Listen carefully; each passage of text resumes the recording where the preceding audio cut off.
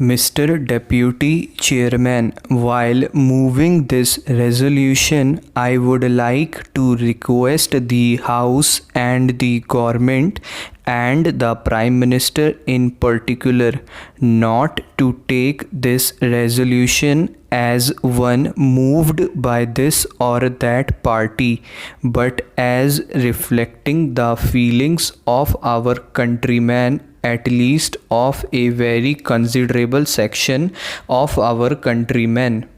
Those feelings are reflected, if I may mention, in the resolution that was moved by the All India Congress Committee itself, and to cite another example in the statements of an eminent statesman like Rajaji. In fact, he has launched a campaign for our withdrawal from the Commonwealth. Now, sir, the Prime Minister himself had said in the Lok Sabha that because of the Anglo-French attack on Egypt, this question had to be considered afresh.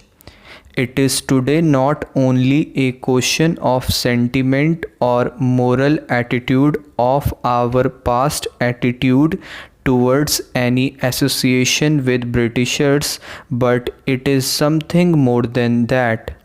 Sir, if I borrow the phrase of the Prime Minister himself, we have to look at this question in a larger perspective, the perspective of war and peace, though these factors also count as very important in the consideration of this matter.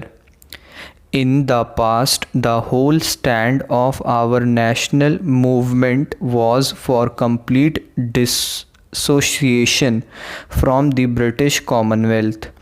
When that stand was reversed in 1949, the country was not given an adequate explanation as to why that stand was reversed.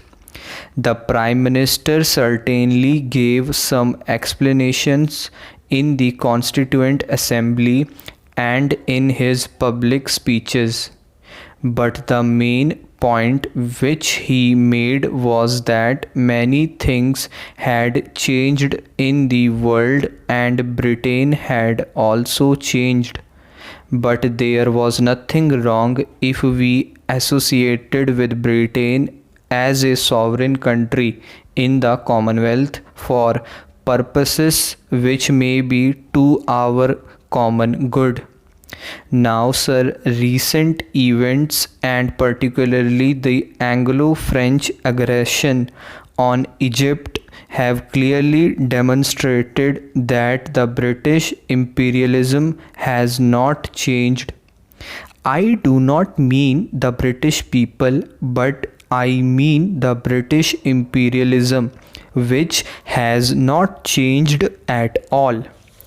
Events in Malaysia, events in Kenya, and events in South Africa were all clear pointers to the fact that the characteristic of the British imperialism had not changed, and it has not changed even now.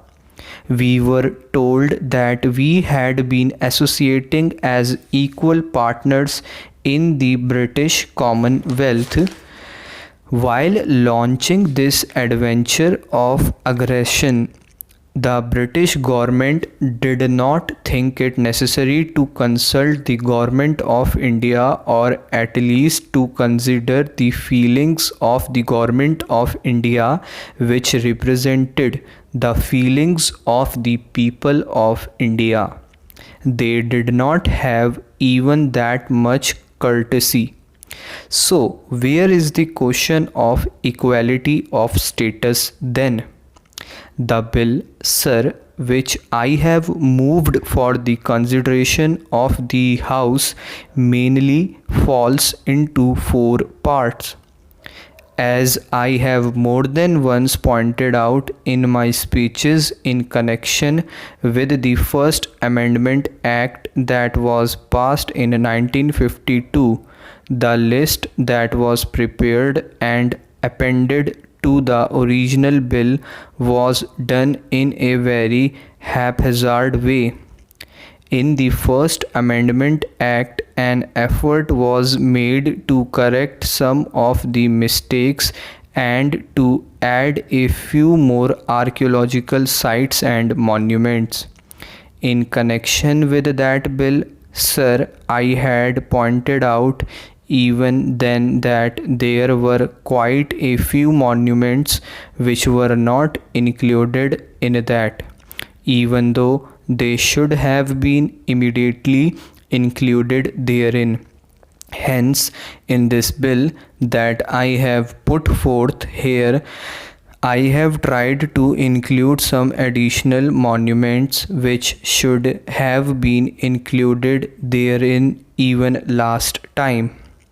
The second thing that I have tried to do in this bill is this. In the original act as well as even after the First Amendment Act, there remained quite a few mistakes, very patent mistakes, which need to be corrected. For instance, the districts of Rajasthan were never correctly named and all the districts were not even included in that act. Thirdly, I have held the view that all the important monuments which have been protected under the Ancient Monuments Preservation Act 2004 and which are in the states should be declared to be of national importance. I urge this for two reasons. Firstly, I have always been of the view that there is no reason why, just because certain actions can be taken and certain moves can be made in the states under that Act of 2004, those monuments should not be declared to be of national importance. Sir, I am really amazed to see that while some petty monuments have been declared to be of national importance, the great stupa of Sanchi, which is revered not only in India but also in lands like China, Japan, and the Far East, when people from thousands of miles have been coming here for centuries past, that stupa has not been declared to be of national importance. I am amazed at this state of affairs.